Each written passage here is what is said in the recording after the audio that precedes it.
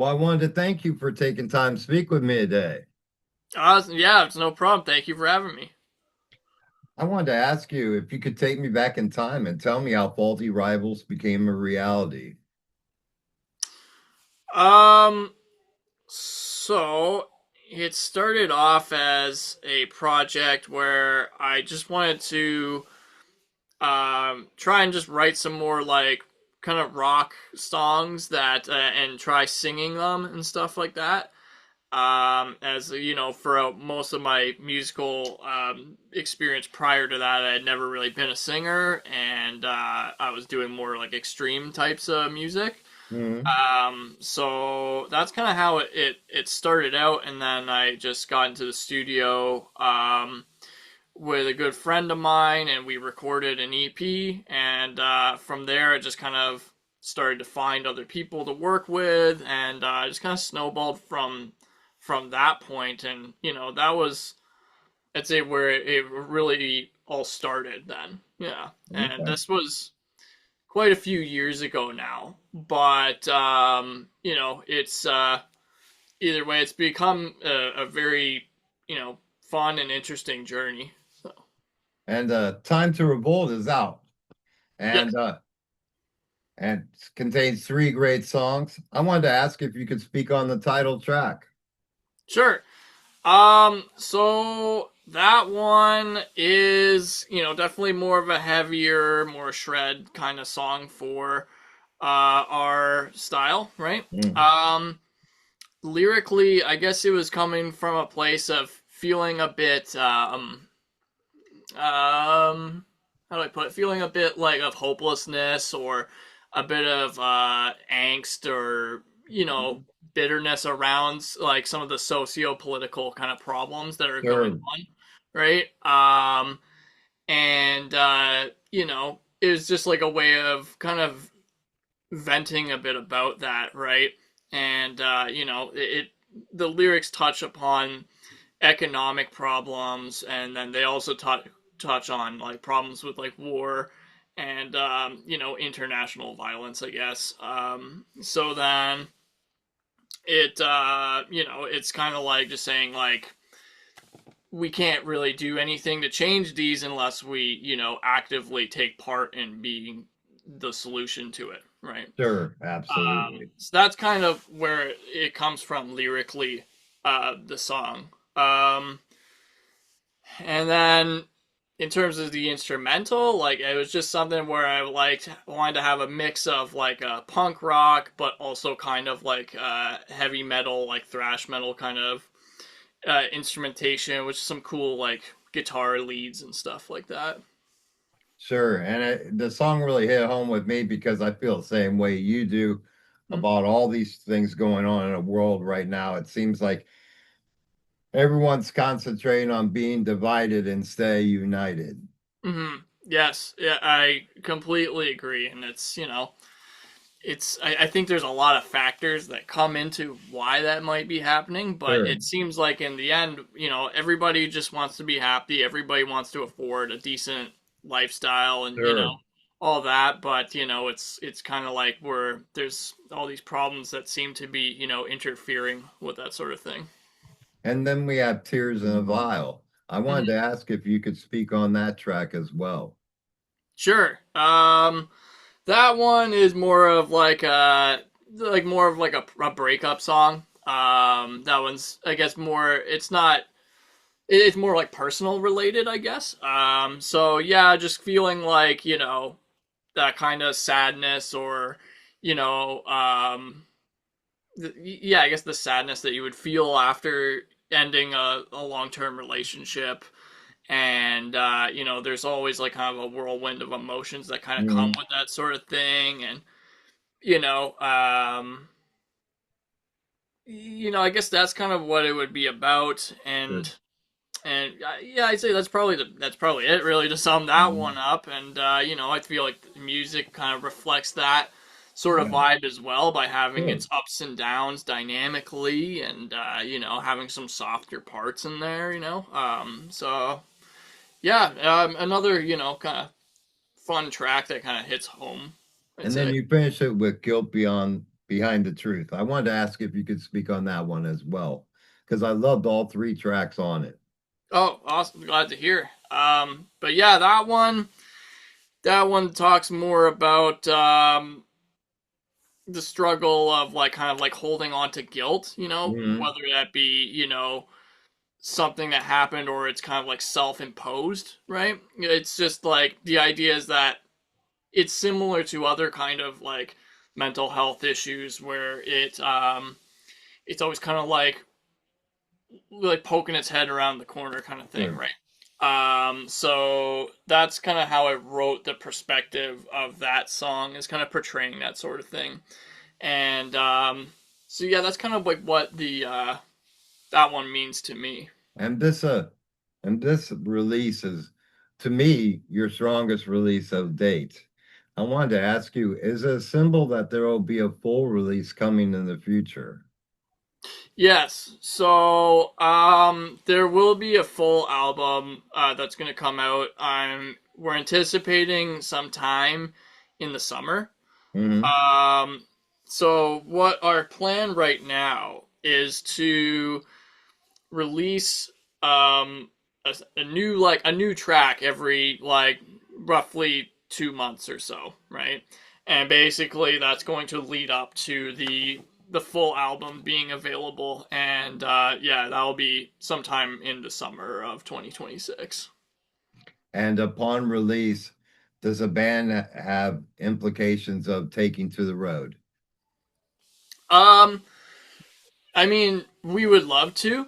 I think the challenge for us at this point is we'll have to, make sure that we get the proper connections and make all the proper plans to accommodate that sort of thing.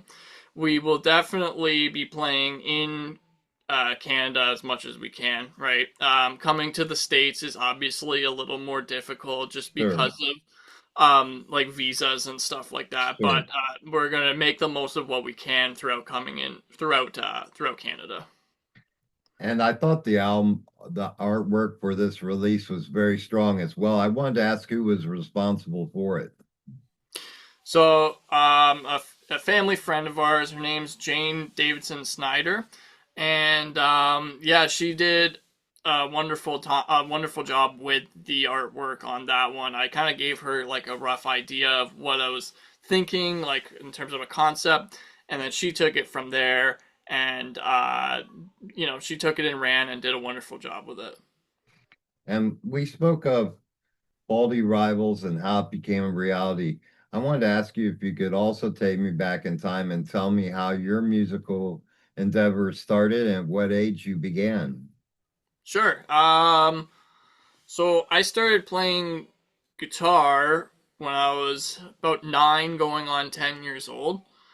And from there, I just started to kind of pick up some other instruments as well throughout, my younger years and into my teenage years, just learning as much as I could, and just playing as much as I could. I obviously gravitated towards like rock and metal and stuff Mm. like that, but I did do like a little bit of like classical guitar and stuff. I took that for a while. I did go to Fanshawe College for music industry arts, where it's kind of a little more like recording focused and stuff. Hmm. But other kind of aspects of the music industry they kind of talk to you about. And throughout since then, I've just been a part of different bands that are local to my area, whether that be as a permanent member or as a like a live kind of fill-in member, Hmm. right? So just doing everything I can to have as much experience as I can get, and try out different things. And now I'm obviously, yes, doing Faulty Rivals, but outside of that, I'm also a music instructor where I teach guitar, bass, and drums. So, obviously that takes a good amount of my time as well, and that's a very rewarding kind of job that is Sure, allows me to still play music and pass it on to others. sure, because that's where our future lies. Of course, yes. So, yep. Along this journey, I wanted to ask you, what do you feel has been the best advice that's been given to you along the way? Hmm, best advice. Um, I feel like just having constant, reassurance and encouragement to keep going, you Hmm. know, because there's a lot of times where you feel like giving up, right? And you're doubting yourself and all that stuff. So I think that when people were, you know, encouraging to that to just like keep at it, even if it's a bit of a struggle at the moment, I think that's very helpful. I think, in terms of like more like concrete kind of advice, I'd say like a big eye opener for me too was when you're performing live, being able to do things to like put on more of a show, and Uh, taking on more of the mentality of being like an entertainer rather than just a musician, so that you're not like locked into just focusing on like your musical part. You're trying to entertain a crowd and put on a show. I found that was good advice as well. I wanted to ask you along your journey, and like you said, yeah, you took classes and that. I wanted to ask you in that journey in college and that, I wanted to ask you, do you like how I want to say, how do you see the industry today as opposed to what it was before? Because obviously the big record deals and stuff like that, they don't exist anymore. Everything's pretty much on your own, your Mm-hmm. marketing, your promotion, um, everything, merchandise, everything is falls onto you now. Mm-hmm. And but it also has the pros that the whole world can see you, the Mm-hmm. whole world can listen to you. What do you feel are the advantages and disadvantages of music today? Um, yeah, I think you nailed it there, right? In that I think the advantage definitely is that the point of entry is much bigger now, in terms that like anybody can kind of get into it and start releasing music. It's easy to at least get started with recording and to get your music onto distribution services like like Spotify and Sure. Apple Music, stuff like that. So the point of entry is a lot easier to get into now. The problem with that does come with the market becoming very saturated, right? And it's that there is a lot of music now, right? Sure, absolutely. And it's that kind of then makes it harder for, because then it's you there's a lot more people that you have to try and grab the attention of, right? So that's part of it. Then the other part of it too is that it's again, the entry point, the advantage of, say, if you look at it from a marketing perspective, right? The advantage of nowadays is that it's easy for people to get online and start promoting, right? You can just, start up some social media accounts for free, and start posting right away. The disadvantage, again, though, is that how saturated those platforms are, is that it does become difficult to like cut through and reach people, in a way that like actually like captures their attention essentially, right? Sure. Um, yeah, I would say like those are kind of the ways that it's kind of changed and evolved, Sure. And then you know, I think also streaming service has become a monopoly. And mm, so that they're able to say, well, I'm gonna give you a hundredth of penny to listen if someone listens to this track. mm, And it's hardly not fair to any artist. And mm, and then you have the fact that you know, once you do establish yourself, then you go to get to a gig and they say, well, let me see your Spotify account and see how many hits you get.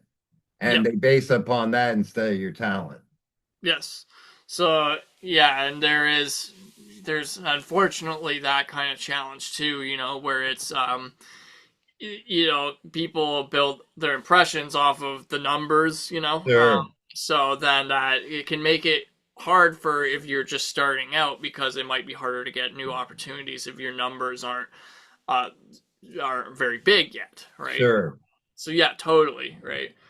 And yeah, and I think you also made a good point about some of the streaming kind of payouts and stuff like that, right? Is that it does become hard for artists when it's you have to invest a lot of money into making a record, sure. but it's very hard to get a return on investment from that sort of thing just because there isn't a lot of like payout from that sort of distribution model. Sure. I've been doing this podcast for 7 years. In the last year, I've accumulated $5.43. Oh, geez. Yeah. Yeah. No. So, yeah, I get it. Yeah. So it's safe to say that, it's definitely not fair. It's even on my end, it's harder because, my interviews are 20 to 30 minutes. So if someone listens to 5 minutes and says, well, I'm done with this for now, then it doesn't count. So Yeah. So I can see how that's especially challenging in the podcast world then. Mhm. And speaking of the market and everything, I wanted to ask you, what is the best way to get your music and any merchandise that you have? So, if anybody's just curious about the music and they just want to hear it, we are on all streaming services, including YouTube. If they are interested in purchasing, like whether that be merchandise or any kind of thing like that, probably our Bandcamp page would be the best for that. It's Bandcamp/Faulty Rivals. And yeah, there we have everything available. And I wanted to ask you, you spoke on working on an album release. Mhm. Would you say that the music that you're working on is in the same vein as Time to Revolt? I would say so, yes. So these were all songs that were written and recorded around the same time period. Okay. So if you like what you're hearing in Time to Revolt and the other songs that are included on along with that song, it's a good chance you'll end up liking the full release as well. Excellent. And lastly, my friend, I wanted to ask you if you could give a message to your fans, what message would you give them?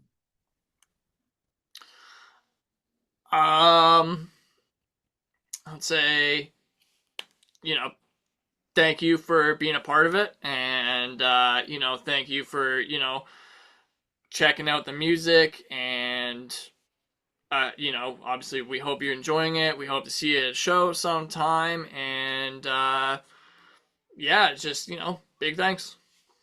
Well, I wanted to thank you for this release. I've enjoyed following the steps that you've taken, and each step is getting better and better. And I always look forward to what lies ahead for you, my friend. Oh, thank you very much. I definitely do appreciate that. Yes. Oh. So if you ever do feel that down point, just remember you're doing great things, my friend. Thank you. Yeah, I will keep that in mind. No, definitely appreciate it. And thank you again for taking time to speak with me. It's been an absolute pleasure speaking with you. Yes, thank you for having me. It's been great chatting with you. All right, you take care, my friend. Enjoy the rest of your day. Thank you. You as well. Cheers. Cheers.